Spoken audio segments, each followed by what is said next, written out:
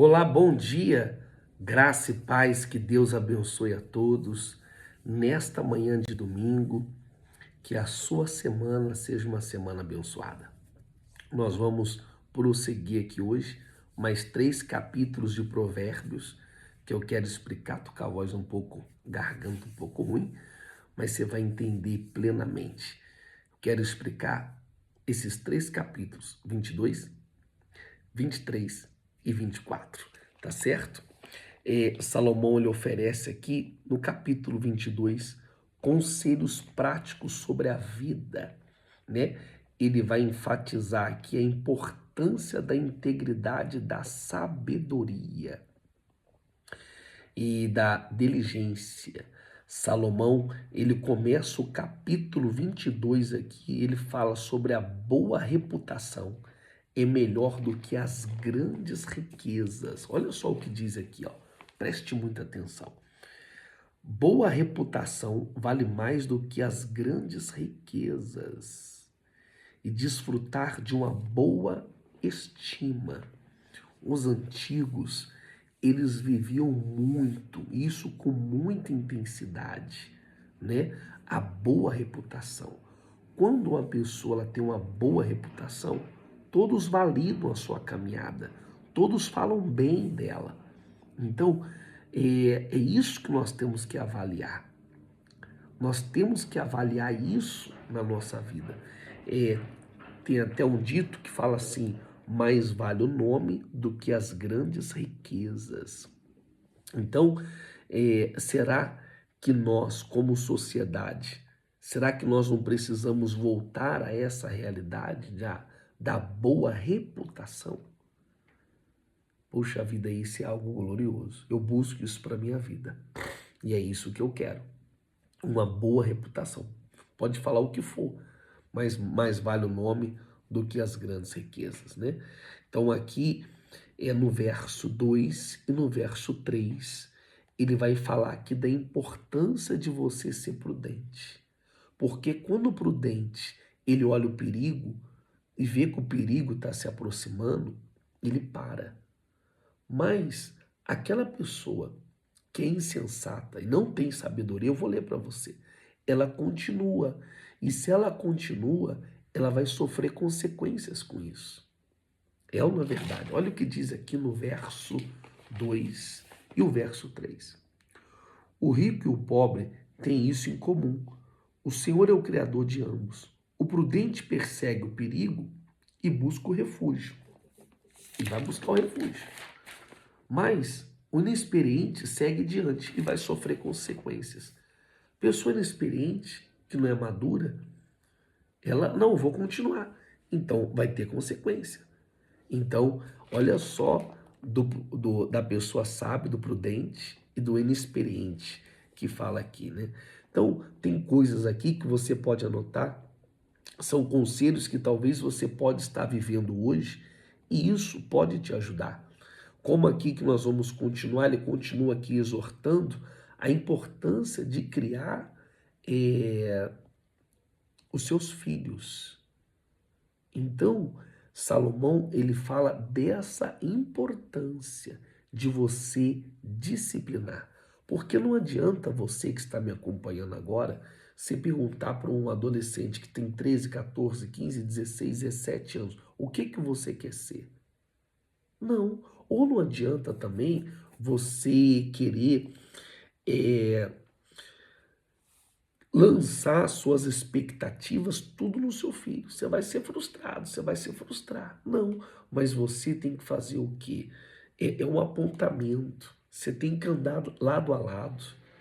O seu filho tem que ver que andar com você vai gerar resultados, que você está apontando para ele o que ele vai ser no futuro. Então, é andar de mãos dadas, é ser amigo, é ser companheiro. No verso 6, está falando assim, ó, olha só, 22, verso 6, instrua a criança segundo os objetivos que você tem para ela. Amém?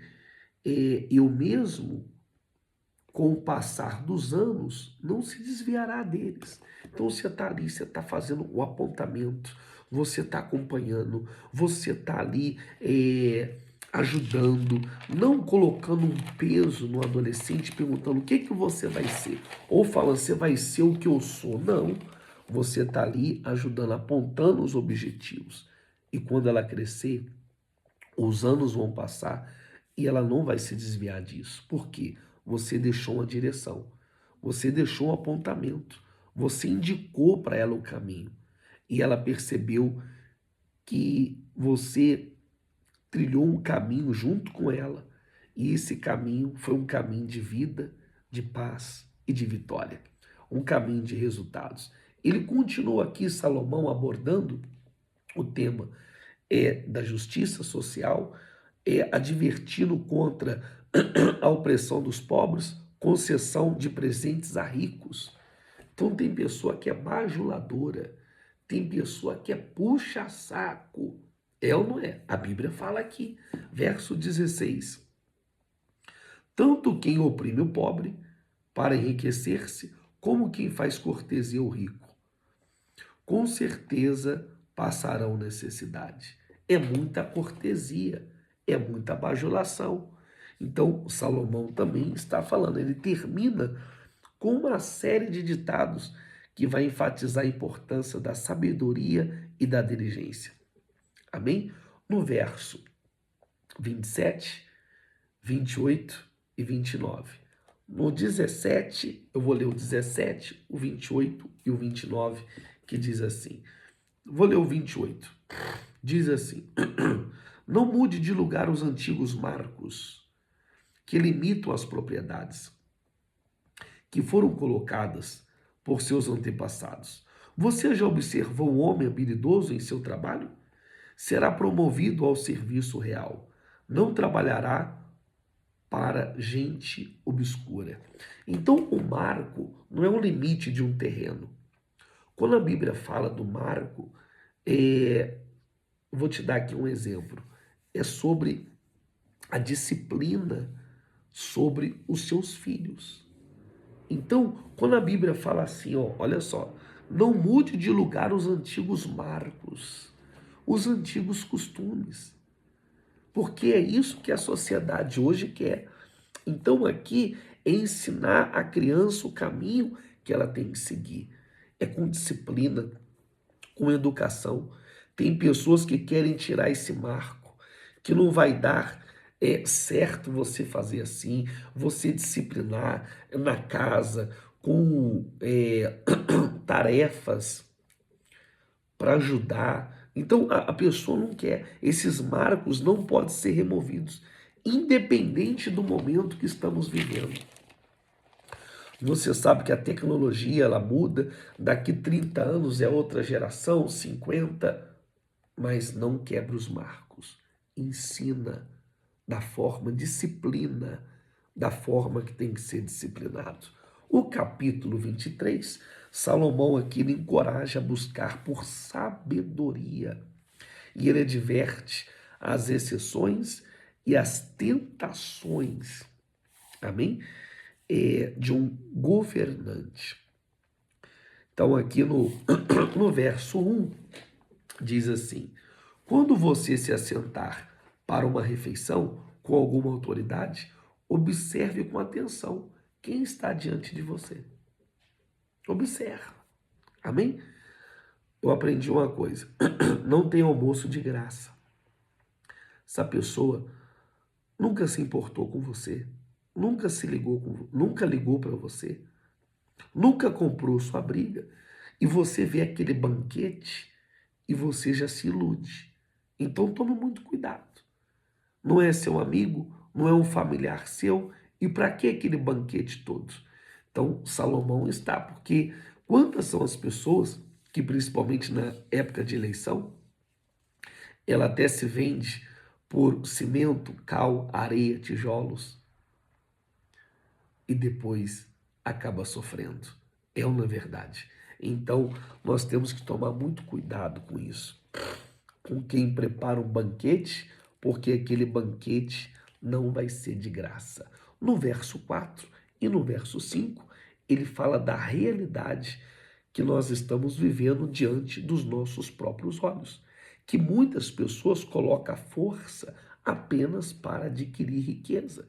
E tem pessoas que elas são tão pobres que a única coisa que ela tem é dinheiro. São tão pobres que a única coisa que ela tem é dinheiro. Ela deu toda a sua força para ter o quê? Dinheiro, dinheiro, dinheiro. E quando não teve tempo para o esposo, a esposa, a família, os filhos, e hoje olha a situação dessa pessoa. Então ela deu a força, tudo que ela tinha para o dinheiro, para o dinheiro, para o dinheiro. E ela não teve energia para sua família. Então, você tem que trabalhar? Sim. A Bíblia fala que nós temos que trabalhar. Temos que lutar.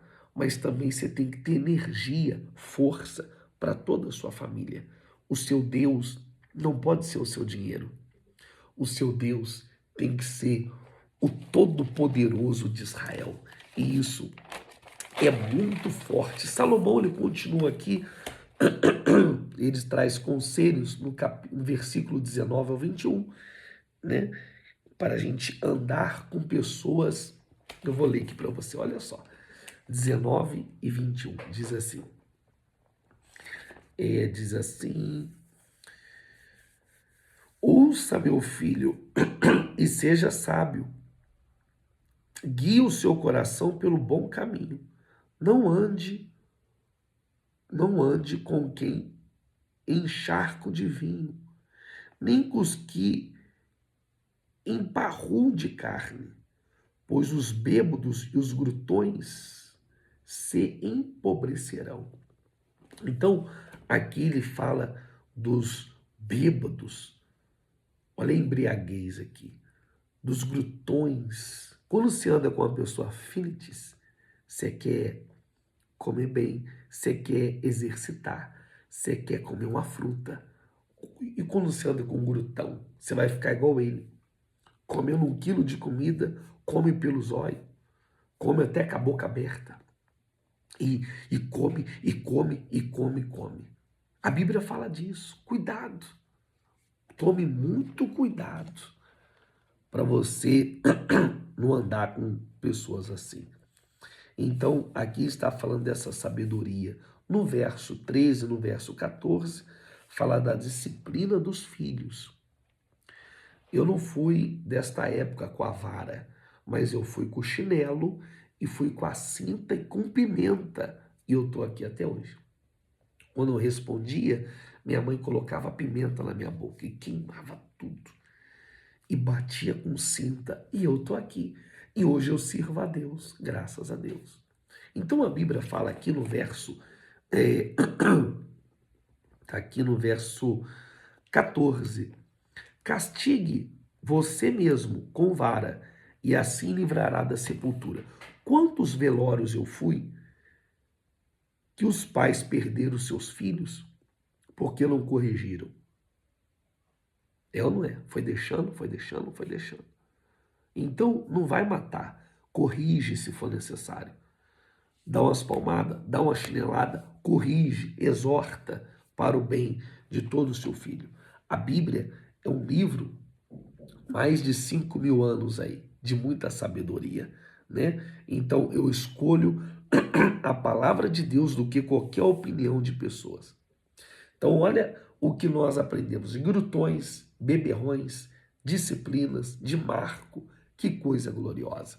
Vamos para o capítulo 24. Ele oferece conselhos aqui sobre sabedoria e perseverança. Salomão, ele está falando aqui no capítulo 24. Não tem inveja dos ímpios, nem deseja a companhia deles, pois destruição é o que planeja o seu coração. Não tem inveja, não. Não tem inveja. Ah, mas eles são felizes, eles viajam, eles bebem, tem carro, tem riqueza, tem isso. Não inveje nem queira do seu lado. Siga a sua vida. Obedeça a Deus. Ele está falando aqui para a gente edificar a nossa casa. Edificar não é com cimento, com tijolo, mas é na presença de Deus, com disciplina, com ensinamento. Olha o que diz aqui no capítulo 24, verso 3. Com sabedoria se constrói a casa, e com discernimento você vai consolidar. É com sabedoria. Você vai instruir, com sabedoria você vai levar para a presença de Deus, com oração. Então, não está falando aqui de tijolo, de cimento, de reboco, não. Está falando aqui de casa, de casamento, de filhos, de união, de amor, de carinho. Isso que está falando aqui. Isso é muito forte. Então, quando a pessoa ela tem a bênção de Deus, ó, o ambiente, a casa, os animais, tudo tem a bênção de Deus. Até nos animais vê a diferença. Porque é bíblico. As pessoas vão ver a diferença na sua vida. Então, no verso 5 e 6, está falando que nós vamos enfrentar batalhas. Mas quando você tem sabedoria, ele te fortalece, ele te dá força. Então, ele fala aqui da perseverança, afirmando que o justo, no verso 16, ainda que o justo venha cair 7 vezes, Deus o levantará. Então, quando você está falando, vou dar 2 exemplos. Cair, o pecado, se errou o alvo, mas Deus ele vai te levantar. E não importa quantas vezes você cair. Se você se arrepender, Deus vai nos perdoar.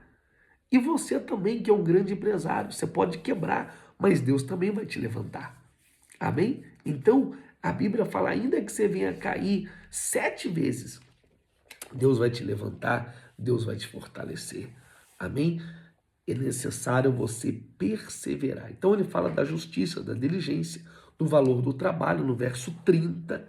Então ele fala aqui do preguiçoso. O preguiçoso. Salomão, quando vai falar aqui da preguiça, ele dá exemplos com alegoria, com historinhas, fala da formiga.